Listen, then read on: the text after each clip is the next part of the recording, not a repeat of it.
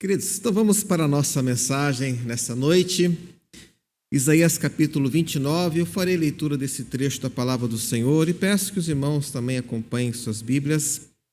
Essa leitura, lerei o capítulo inteiro, um texto um pouco longo, são 24 versos, né? Mas farei aqui a leitura, então, Isaías capítulo 29. Ok?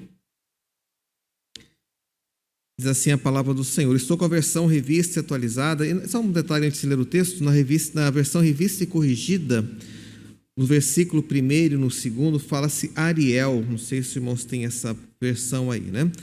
Na minha versão fala-se lareira de Deus, porque a palavra Ariel tem esse significado. Então, lerei aqui o texto. Isaías 29. Ai da lareira de Deus, cidade lareira de Deus, em que Davi assentou o seu arraial. Acrescentai ano a ano, deixai as festas que completem o seu ciclo. Então porei a lareira de Deus em aperto, e haverá pranto e lamentação, e ela será para mim verdadeira lareira de Deus. Acamparei ao derredor de ti, cercar-te-ei com baluartes e levantarei tranqueiras contra ti. Então, lançada por terra, do chão falarás, e do pó sairá afogada a tua fala. Subirá da terra a tua voz como a de um fantasma, como de um cochicho a tua fala desde o pó. Mas a multidão dos teus inimigos será como pó miúdo, e a multidão dos tiranos como a palha que voa. Dar-se-á isto de repente num instante. Do Senhor dos exércitos vem o castigo com trovões, com terremotos, grande estrondo, tufão de vento, tempestade e chamas devoradoras. Como sonho e visão noturna será a multidão de todas as nações que hão de pelejar contra a lareira de Deus. Como também todos que pelejarem contra ela e contra os seus baluartes e a puserem em aperto. Será também como o faminto que sonha que está a comer, mas acordando sente-se vazio, ou como o sequioso que sonha que está a beber, mas acordando sente-se desfalecido e sedento. Assim será toda a multidão das nações que pelejarem contra o monte Sião. Estatelai-vos e ficai estatelados, cegai-vos e permaneceis cegos, bêbados estão, mas não de vinho, andam cambaleando, mas não de bebida forte. Porque o Senhor derramou sobre vós o espírito de profundo sono e fechou os vossos olhos, que são os profetas, e vendou a vossa cabeça, que são os videntes. Toda visão já se vos tornou como as palavras de um livro selado, que se dá ao que sabe ler, dizendo, lê isto, peço-te, e ele responde, não posso, porque está selado. E dá-se o livro ao que não sabe ler, dizendo, lê isso, peço-te, e ele responde, não sei ler. O Senhor disse, visto que este povo se aproxima de mim, e com a sua boca e com seus lábios me honra, mas o seu coração está longe de mim. E o seu temor para comigo consiste só em mandamentos de homens que maquinalmente aprendeu. Continuarei a fazer obra maravilhosa no meio deste povo, sim, obra maravilhosa e um portento, de maneira que a sabedoria dos seus sábios perecerá, e a prudência dos seus prudentes se esconderá. Ai dos que escondem profundamente o seu propósito do Senhor, e as suas próprias obras fazem às escuras e dizem, quem nos vê, quem nos conhece? Que perversidade a vossa, como se o oleiro fosse igual ao barro, e a obra dissesse do seu artífice, ele não me fez, e a coisa feita dissesse do seu oleiro, ele nada sabe. Porventura, dentro em pouco, não se converterá o Líbano em pomar, e o pomar não será tido por bosque? Naquele dia os surdos ouvirão as palavras do livro, e os cegos, livres já da escuridão e das trevas, as verão. Os mansos terão regozijo sobre regozijo no Senhor, e os pobres entre os homens se alegrarão no Santo de Israel.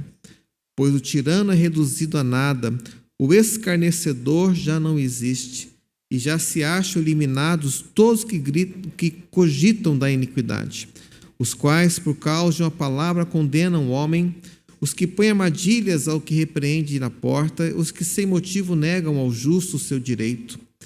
Portanto, acerca da casa de Jacó, assim diz o Senhor que remiu Abraão, Jacó já não será envergonhado, nem mais se empalidecerá o seu rosto, Mas quando ele e os seus filhos virem a obra das minhas mãos no meio deles, santificarão meu nome. Sim, santificarão o santo Jacó e temerão o Deus de Israel. E os que erram de espírito virão a ter entendimento, e os murmuradores hão de aceitar a instrução. Texto um pouco longo, né, meus irmãos? Mas antes de nós continuarmos, vamos repetir então o texto de Salmo, capítulo 119, versículo 18. Desvenda os meus olhos para que eu contemple as maravilhas da tua lei. Capítulo 29 do livro do profeta Isaías nos traz primeiramente uma palavra de juízo contra Jerusalém. Mas além da palavra de juízo, também uma palavra de restauração, de misericórdia, de redenção para com aquele povo. Também nós temos aqui exposto o pecado do povo, pelo qual ele passaria então por aquele juízo. Como disse aqui, começamos com o termo Ariel, lareira de Deus, ou seja, aquela cidade seria uma fornalha, uma lareira para pegar fogo, passaria pela destruição. Primeiramente, vejamos, meus irmãos, quais são os pecados relatados por Deus aqui a respeito de Jerusalém. Quero destacar dois que nós temos bem claramente. Primeiramente, versículos 13 e 14. Nós temos aqui Deus falando, o Senhor disse na revista corrigida, começa com porquê, né? Porque o Senhor disse isso. Mas vejamos aqui no verso 13, o Senhor disse, visto que esse povo se aproxima de mim, e com a sua boca e com seus lábios me honra, mas o seu coração está longe de mim. E o seu temor para comigo consiste só em mandamentos de homens que maquinalmente aprendeu. Qual é o erro aqui exposto pelo Senhor em relação a Jerusalém, ao povo de Judá? Era um povo religioso, né? Esse povo se aproxima de mim. Esse povo com seus lábios me honra. O povo honrava a Deus com os seus lábios. Era um povo que ia lá ao templo e fazia os sacrifícios, sabia a lei do Senhor, podia recitar a palavra de Deus. Mas qual o erro colocado aqui? O seu temor, mas o seu coração está longe de mim. O coração daquele povo estava longe do Senhor. Ia lá ao templo, fazia coisas para Deus, mas apenas maquinalmente, automaticamente. Eram pessoas religiosas e aprendem, e o seu temor para comigo consiste só em mandamentos de homens que aprendeu automaticamente. Aprenderam coisas quando crianças, né? Ou talvez algum tipo de estudo lá, sabiam decore e salteado, mas o seu coração estava longe. É esse texto que Jesus cita em Marcos capítulo 7, quando fala a respeito dos fariseus. Esse povo me honra com seus lábios, mas o seu coração está longe de mim. Meus irmãos, quando estamos em um culto ao Senhor, né, temos que ter cuidado em cantarmos coisas para Deus que nós não vivemos, em falarmos coisas para Deus que não são a nossa realidade. Ou estamos na igreja e fazemos algo para o Senhor, prestamos algum tipo de culto ao Senhor, mas o coração está longe daquilo que Deus realmente requer, né? Então, com coração, com lábio, honra a Deus, mas com seu coração está completamente longe. É isso que Jesus falou a respeito dos fariseus. Também me lembro aqui de Tito, e quando Paulo fala de pessoas que com a sua boca confessam a Deus, mas o negam com suas obras, com seus atos. Ali em Tito a questão era talvez bem pior, né? Que eram pessoas que ensinavam coisas erradas, pessoas que tinham uma atitude muito errada dentro da igreja, mas estavam no meio do povo de Deus. Então aqui está o primeiro erro colocado: se aproximavam de Deus, mas não tinham coração nele. E Deus fala a respeito disso, verso 14: apesar desse povo fazer isso, eu continuarei a minha obra maravilhosa, uma obra que o povo não conhece. Que obra era essa? Era a obra de juízo contra Israel, contra Judá, e depois a obra da restauração. Uma grande lição que quero citar no final aqui, em relação a isso. Mas vejam, né, Deus está fazendo uma obra maravilhosa no meio desse povo, um portento, diz a versão que tenho aqui. Era uma obra de juízo uma obra de julgamento sobre aquela nação, sobre aquela cidade, mas, além do julgamento, haveria uma obra de restauração. O segundo erro colocado está nos versículos 15 e 16, que Deus assim fala àquele povo: ai dos que escondem profundamente o seu propósito do Senhor, acham que enganam Deus, né? E com as suas obras fazem as escuras e dizem: quem nos vê? Quem nos conhece? Fazem coisas erradas, estão no pecado, desonram a Deus e falam: quem nos vê? Quem está vendo aquilo que nós estamos fazendo aqui?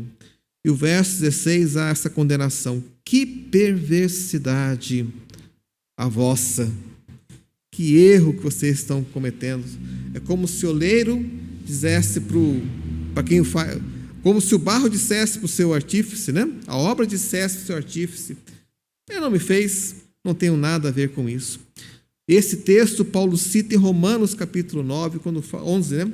Quando fala a soberania de Deus, e é um erro do ser humano achar que Deus não tem nada a ver com a sua vida.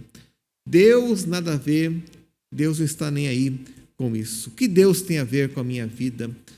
E a gente, em nossos momentos de lazer, a gente assiste alguns seriados, né? Alguns filmes, e a gente vê como o mundo se afasta de Deus, como o mundo simplesmente não quer saber de Deus. A gente se espanta com algumas coisas que são vistas e até se pergunta se de fato o mundo está tão perdido desse jeito.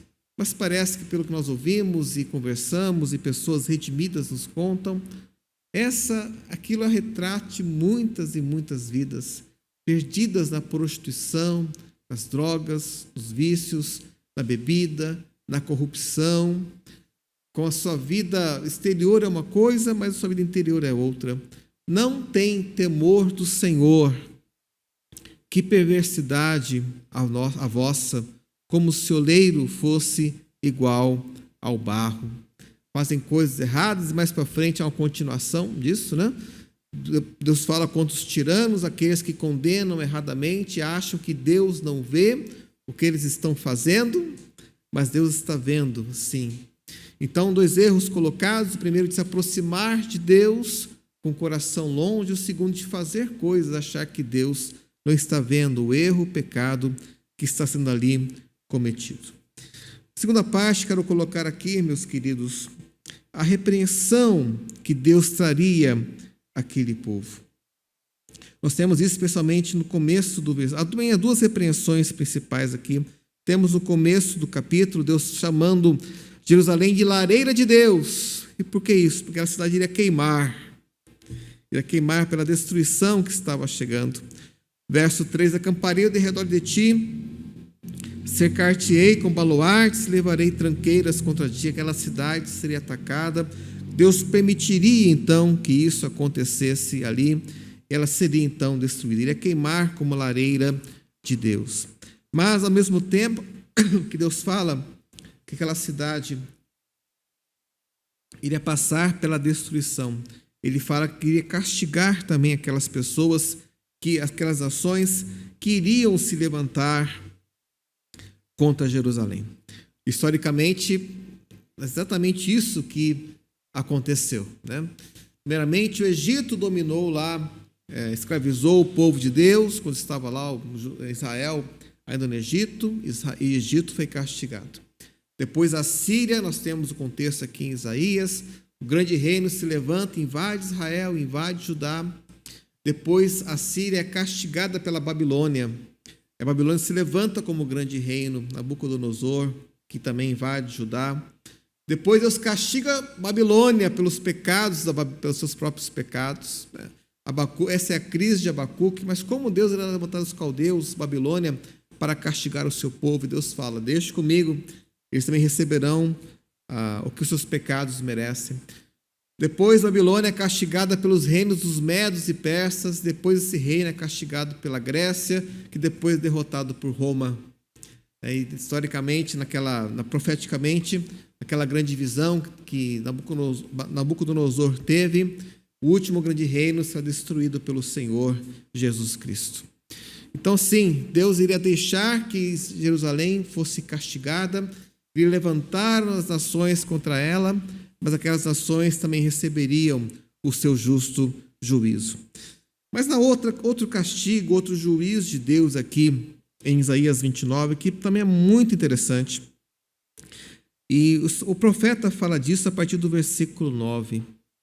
Ele fala para aquele povo de Jerusalém: vocês ficarão estatelados, vocês ficarão cegos, vocês estão bêbados, não bêbados de vinho, como no capítulo 28, que era a grande condenação contra a liderança religiosa e política de Judá.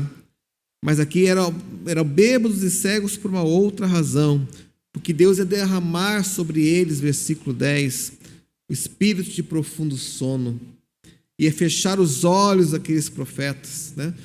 Fechou os olhos, que são os profetas, e vendou a vossa cabeça, que são os videntes. Eles não mais ouviriam nem entenderiam a palavra que vinha do Senhor. Isso é condenação, meus irmãos. E por que isso? Como falamos anteriormente, porque estavam se aproximando de Deus, não com o coração correto.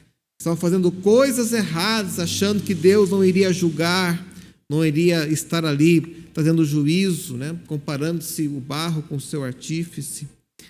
E Deus fala: vou trazer julgamento, vou trazer os inimigos e vocês ficarão cegos e não entenderão a palavra do Senhor. E como é terrível esse julgamento, quando a pessoa conhece o que é certo e o que é errado e se afasta de Deus. Quando sabe a palavra do Senhor e diz não para a palavra de Deus, é que diz que Deus ia derramar sobre aquela vida um espírito de profundo sono. Já que não quiseram saber de Deus, então não veriam mais a palavra do Senhor. Como se fosse um livro que alguém que sabe ler não consegue ler porque está selado. Ou se está aberto, entrega-se para alguém que não sabe ler e não consegue entender o que está ali escrito. E como há pessoas hoje em nosso tempo que ouvem algo a respeito de Deus, mas não compreendem aquilo que Deus está colocando. Pessoas ímpias que estão no pecado e somente a misericórdia de Deus, abrindo seus olhos e ouvidos espirituais, pode trazer ali então a oportunidade da salvação. Aliás, sobre toda a humanidade, é Deus quem tem que agir primeiramente para que haja então um retorno, uma resposta de fé. Mas o julgamento de Deus aqui, nesse ponto, meus irmãos, é algo terrível. É derramar um profundo sono, é fechar os olhos para a palavra do Senhor, não dar o entendimento para que eles possam então conhecer e reconhecer o seu erro e então se arrepender e se voltar ao Senhor. Ainda último ponto que quero colocar aqui, meus irmãos, é a redenção que Deus traria para Israel. Vimos os pecados colocados para aquele povo, vimos o julgamento, o Senhor, a destruição e a cegueira, agora temos a redenção. Isso é maravilhoso, especialmente em Isaías, porque sempre que há uma palavra de juízo, de condenação, também Deus traz uma palavra de redenção para o seu povo. Veja o que fala o versículo 17 em diante. Porventura, dentro em pouco, não se converterá o Líbano em pomar, e o pomar não será tido por bosque. Então, uma renovação, aquilo que estava caído seria levantado. Naquele dia, os surdos ouvirão as palavras do livro. Não podiam entender, né? Por causa do pecado, porque Deus tinha colocado aquele juízo sobre eles. Mas Deus promete que os surdos ouviriam as palavras do livro. Os cegos, livres já da escuridão e das trevas, as verão. Então, se o juízo do Senhor era a cegueira espiritual, era permitir que continuasse naquele tipo de situação, a redenção é abrir os olhos espirituais, abrir os ouvidos para que ouçam, então, a palavra do Senhor. Os mansos, diz o versículo seguinte, terão alegria, os pobres, os desprezados entrarão, se alegrarão no santo de Deus. O tirano é reduzido a nada. E essa é a redenção que Deus traria então ao seu povo. O povo iria ouvir a palavra do Senhor, iria entender a palavra do Senhor e poderia então buscar a Deus de maneira correta. Finalmente, os versos 22 a 24, nós temos a redenção do Senhor chegando à sua casa, a casa do povo de Deus.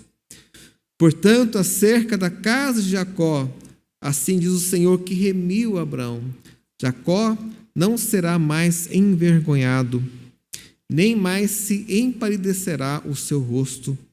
Mas quando eles e seus filhos virem a obra das minhas mãos no meio deles, santificarão o meu nome, sim, santificarão o Santo de Israel, e temerão o Deus, o Santo de Jacó, e temerão o Deus de Israel. Meus irmãos, chegaria um tempo então que aquele povo veria a obra do Senhor no seu meio, então iria buscar ao Senhor. Esse é o processo, Senhor, de abater e então de exaltar, de mostrar o pecado, trazer o juízo, mas em Cristo trazer a salvação para o meio do seu povo. Aqui fala de Abraão, né? O Deus que remiu a Abraão, e não é algo despropositado, porque Abraão é o pai daquela grande nação e também é o pai da fé. Deus, e quem age aqui em prol do povo é o próprio Deus, é Deus quem vai agir aqui, tendo salvação, então, àqueles que são dele. Finalmente, o último verso: os que erram de espírito virão a ter entendimento, e os murmuradores hão de aceitar a instrução. O que nós temos aqui, então, meus queridos, é primeiramente duas lições, especialmente, quero colocar aqui. Primeiro, é que a misericórdia triunfa sobre o juízo. Essa é uma expressão que nós temos em Tiago, e de fato é linda. Por um lado, Deus abate, Deus rejeita por causa dos nossos pecados. Mas, por outro lado, em Jesus, nós somos salvos. Esse é o processo do Senhor, como está também em Romanos 9, 10 e 11. Finalmente, especialmente Romanos 11, 32. Deus a todos colocou debaixo do juízo da desobediência, para com todos usar de misericórdia. Então, por um lado, Deus abate, Deus traz o juízo e a condenação, mas há a salvação, a solução em Cristo Jesus. Esse é o processo que Deus tem feito. Nós precisamos responder com fé. A graça de Deus em Cristo Jesus, ela exige uma resposta de fé. Aqueles que creem, que aceitam, que não rejeitam essa graça do Senhor, então encontrarão misericórdia em nosso Deus. Aqueles que rejeitam a misericórdia de Deus, continuarão então em sua própria condenação. E finalmente, uma última lição que quero colocar para encerrar nossa mensagem essa noite, meus queridos, é que essa decisão, é que Deus não se esquece do povo que Ele conheceu no passado. Isso é maravilhoso em Israel. Isso é maravilhoso aquilo que Deus tem feito conosco. O povo que Deus conheceu lá atrás, com Abraão, Isaque e Jacó, depois foi para o Egito e pela mão de Moisés foi tirado para a terra prometida, e que pecou e que se afastou completamente do Senhor. Deus, apesar disso, não se esqueceu daquele povo que Ele conheceu no passado. Mas existe um ponto crítico, tanto na história de Israel, como em nossa existência. Esse ponto crítico é Jesus Cristo. É nele que a eleição de Deus se consuma. É em Jesus Cristo que as promessas de Deus que têm sua consumação final. É uma resposta a Jesus que determina quem nós somos e o que nós fazemos. Aquele povo aprendeu da pior maneira possível. O Reino do Norte perdeu-se, né? A Síria invadiu e aquele povo se espalhou. Judá foi invadido pela Síria, mas foi guardado pelo Senhor, depois foi levado cativo pela Babilônia pelos seus próprios pecados. Foi trazido de volta pela graça e misericórdia de Deus. Então, Deus não se esquece do seu povo. Mas havia um ponto crítico no futuro, que era o Senhor Jesus Cristo. Aqueles que estão nele, então, são aceitos pelo Senhor. Meus irmãos, esta é a palavra nessa noite, e que Deus abençoe cada um nesse sentido, possamos crescer em Cristo e entender cada vez mais a sua vontade. Vamos orar ao Senhor neste momento. Pai amado, obrigado pela tua palavra que é viva, que é eficaz. Nós te louvamos, Deus, porque aquilo que o Senhor fez em Israel tem reflexos em nós, em Cristo Jesus. Obrigado porque o Senhor não se esquece de nós, apesar da nossa própria iniquidade e pecado. Obrigado porque a misericórdia triunfa sobre o juízo. Obrigado, Deus, porque o Senhor é um Deus santo que trará juízo sobre todo o pecado. cometido pela humanidade. Quando olhamos ao nosso redor, declaramos: sim, é justo que o Senhor traga juízo. Mas te louvamos pela graça eterna que temos em Cristo Jesus, o nosso Salvador, porque Ele suportou na cruz a ira que nos era devida para que pudéssemos ir para o céu. Te louvamos por essa graça eterna, te louvamos porque em Cristo estamos já perto do Senhor, estamos no Senhor, e quando o Senhor Jesus Cristo voltar, então estaremos para sempre contigo em tua presença. Abençoa o teu povo, pedimos tua graça pelos pedidos colocados nessa noite, para aqueles também que estão talvez nos assistindo, Senhor Deus, que o Senhor ouça e abençoe grandemente cada um. E declaramos, por fim, a nossa total dependência do Senhor. Nós esperamos e aguardamos em Ti. É a nossa oração, em nome de Jesus Cristo. Amém.